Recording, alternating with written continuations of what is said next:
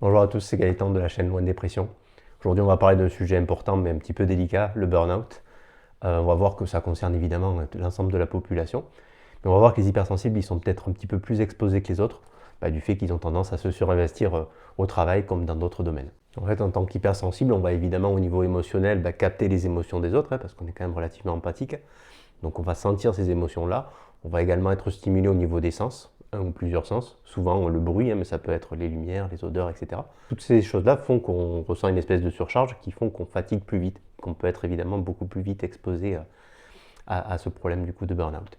S'ajoute à ça aussi le fait parfois qu'on endosse sur nos épaules des rôles qui ne sont pas les nôtres. On veut parfois, parce qu'on s'en sent capable, essayer de sauver ce qui fonctionne mal, de compenser des manques d'effectifs, des manques de moyens, etc. On a parfois aussi dans notre construction intérieure une espèce de syndrome de l'imposteur qui concerne beaucoup de gens, évidemment des non-hypersensibles, mais aussi des personnes hypersensibles.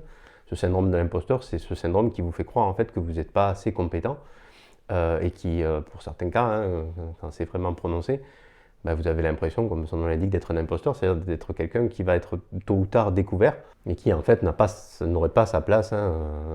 Voilà, il serait tôt ou tard découvert parce qu'effectivement, il n'est pas compétent pour le poste qu'il occupe. Donc évidemment, ce n'est pas la réalité, ce syndrome-là, c'est évidemment un syndrome qui est connu. Mais voilà, mais c'est pour dire effectivement que à partir du moment où vous pensez ça de vous-même, forcément vous allez vous surinvestir pour compenser ça, en faisant plus, en travaillant plus, en faisant plus d'heures, etc.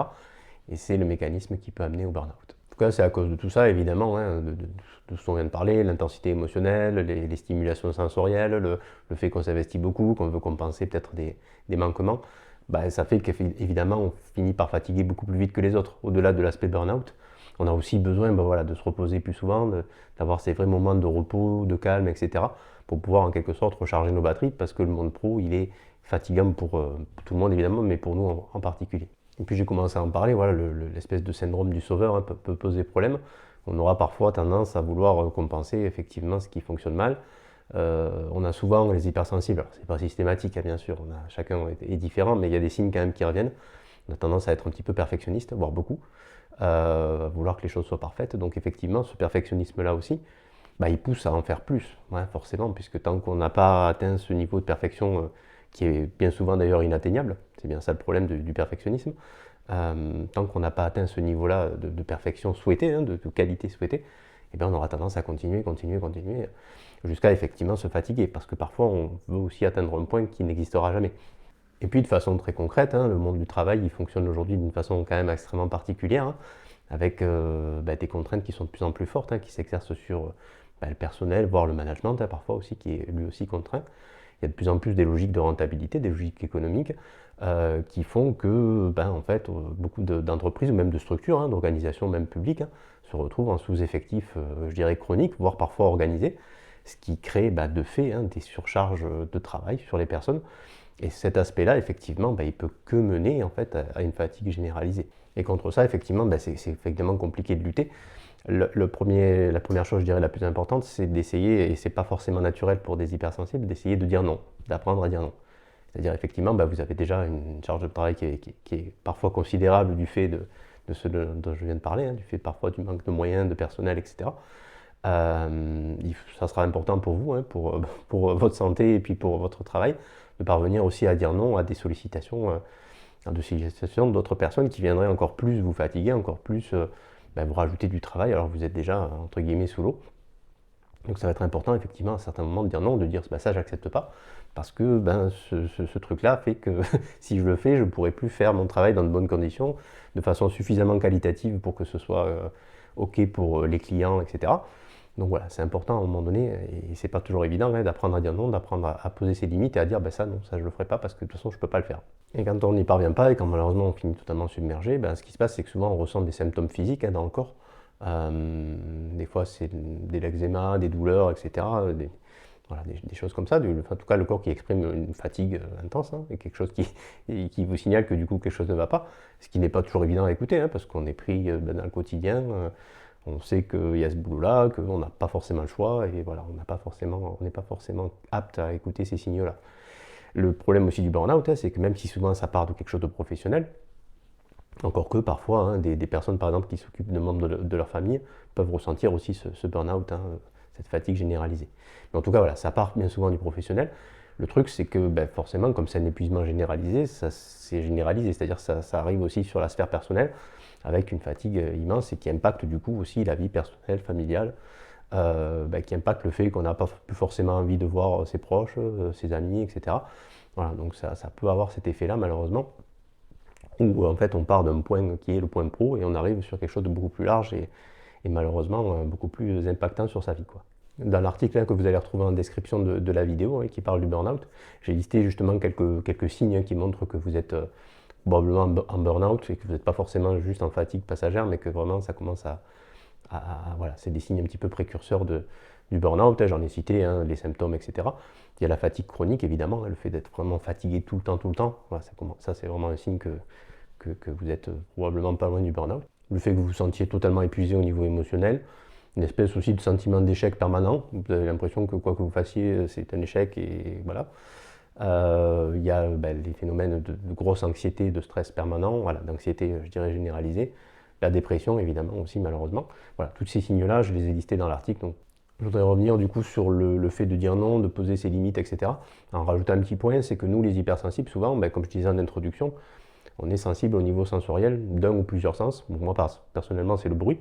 Et il y a aussi plus ou moins les odeurs, etc. Mais voilà, pour d'autres, c'est d'autres choses, etc. Ça dépend des gens. Certains, c'est un seul sens, d'autres, c'est plusieurs. Et c'est vrai que par rapport à ça, comme on est sensible, au niveau d'un ou plusieurs sens, que ça nous fatigue beaucoup plus vite, c'est un aspect forcément à prendre en compte. Si vous êtes hypersensible au bruit, ça va être très compliqué d'aller travailler sur des chantiers, d'aller travailler sur un open space extrêmement bruyant, avec du bruit en permanence, etc. C'est forcément beaucoup plus compliqué. Si vous êtes sensible aux odeurs, par exemple, travailler en tant qu'infirmier ou soignant, etc., c'est peut-être compliqué. Vous ne pourrez pas faire éboueur non plus, enfin voilà, tous les métiers où vous serez sollicité au niveau de l'odorat. Il faut y penser parce que ça a forcément un impact après quand on veut chercher un métier qui nous correspond. Et puis ça veut dire que si on est dans ce cas de figure-là, et si c'est possible évidemment, d'essayer de demander des aménagements, par exemple, voilà, si vous êtes sensible au bruit, essayez de voir si c'est possible dans votre domaine et dans votre entreprise de faire du télétravail, pour effectivement permettre de souffler un petit peu par rapport à ça. Et puis ce qui va être important de façon générale pour le burn-out, et pour l'éviter ou en tout cas essayer de faire en sorte qu'il dure le moins longtemps possible, c'est de s'appuyer sur les ressources qu'on peut avoir autour de soi. Et ces ressources-là, c'est bien souvent son cercle social, ses proches, ses amis, sa famille, etc. Quand on a la chance d'avoir quelque chose de solide à ce niveau-là, il faut essayer de s'appuyer dessus. D'essayer, si effectivement vous êtes en épuisement professionnel, de vous faire aider au niveau médical, etc. C'est effectivement important.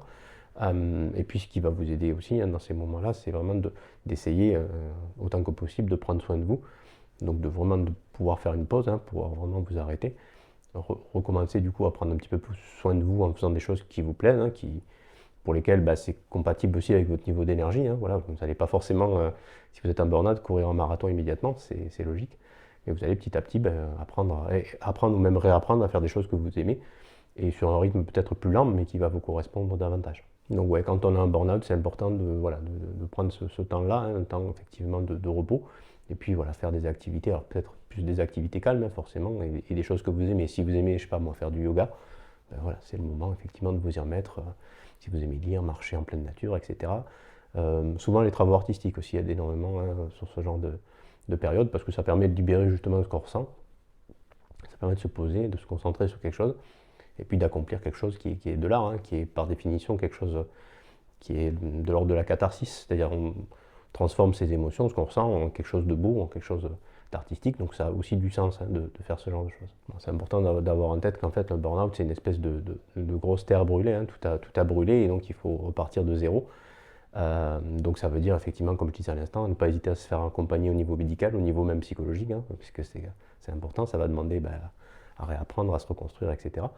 Et puis ça va peut-être demander aussi à prendre conscience de qu'est-ce qui vous a amené dans cette situation-là, pour essayer de ne pas reproduire les mêmes choses, d'essayer du coup de ne pas vous remettre dans la posture du sauveur, puisque vous voyez que c'était pas forcément une bonne idée pour votre santé. Ça va être important d'identifier que le cadre dans lequel vous étiez, c'était peut-être pas le bon. C'était peut-être pas le bon cadre professionnel. Ce qui se passe visiblement de façon concrète quand des personnes ont vécu un burn-out, c'est que bien souvent, il y a une longue période d'arrêt qui est tout à fait normale. Puis même quand elles essaient de reprendre le travail d'avant, même sur du temps partiel médical, etc., bien souvent ça s'avère quand même relativement compliqué parce que il reste des stigmates et puis les causes qui font que ça s'est produit, c'est compliqué de les changer, quoi, parce que vous allez retrouver dans le même environnement, etc.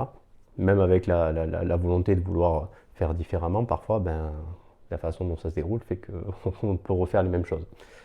Ce qui se passe du coup bien souvent pour les personnes en burn-out, c'est qu'elles changent totalement de vie. Elles changent totalement de métier, de domaine, etc. Et elles se reconvertissent dans quelque chose d'autre de tout à fait autre. Ce qui est du coup logique quand on y réfléchit, parce que oui, forcément, on a plus ou moins identifié ce qui a causé cette situation-là. Et on essaye, en partant de soi, de ce qu'on voudrait, de ses besoins, faire en sorte de construire une vie pro et perso un peu plus alignée avec qui on est. Voilà, donc c'est vrai que c'est une démarche qui est intéressante.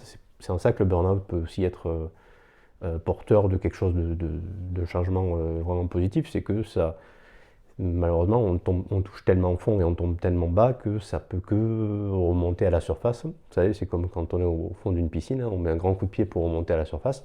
Là, c'est un peu ça, quoi. Alors, bien sûr, on ne va pas aller jusqu'au burn-out pour ces changements-là, mais je pense que vous percevez ce que je veux dire.